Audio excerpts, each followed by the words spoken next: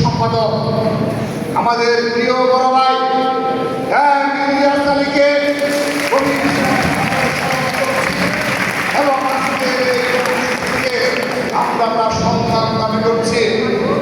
এই নির্দলীয় সরকার 1 বছর সময় অতিবাহিত করেছে, কিন্তু আমাদের ইলিয়াস ভাইয়ের সন্ধান দিতে পারেনি এবং কারা কারা এই গুণের সাথে জড়িত তাদেরও সঠিক বিচার করতে পারেনি।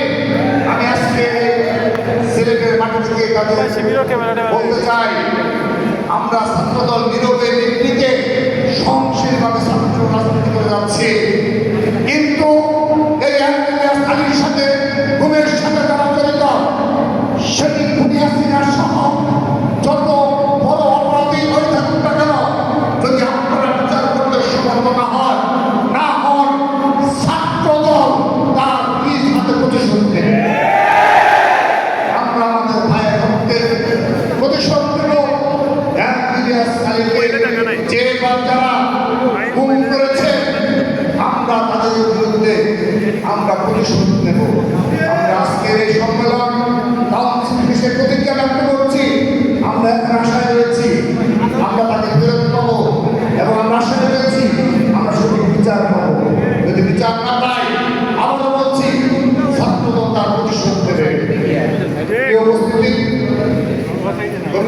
আজকের এই সম্মেলন কাউন্সিল আমরা সহনশীলভাবে সমাপ্ত করছি।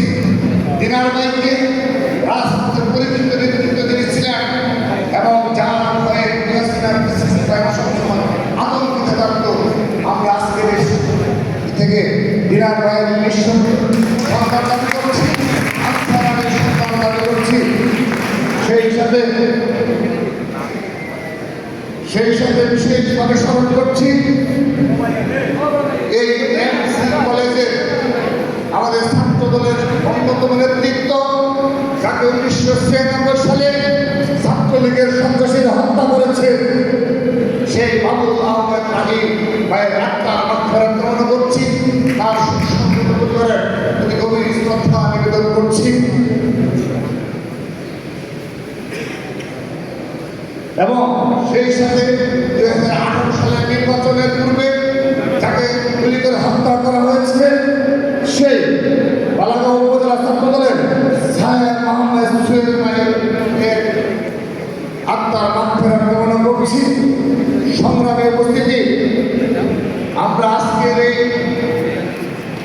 বিগত 15.5 বছর অত্যাচার নির্যাতন সহ্য করে ছাত্রদলের লড়াই সংগ্রামের যে গণতন্ত্রের ইতিহাস রচিত হয়েছে, সেই ধারাবাহিকতায় জুলাই আগস্টের গণঅভ্যুত্থানে বৈষম্যবিরোধী ছাত্র আন্দোলনের ব্যানারে বাংলাদেশ জাতীয়তাবাদী ছাত্রদল ঢাকা বিশ্ববিদ্যালয় সহ বাংলাদেশের সকল শিক্ষা প্রতিষ্ঠানে, সকল জেলা মহানগরে, সকল উপজেলা, সকল পৌরসভায় রাজপথে লড়াই করেছে, সংগ্রাম করেছে।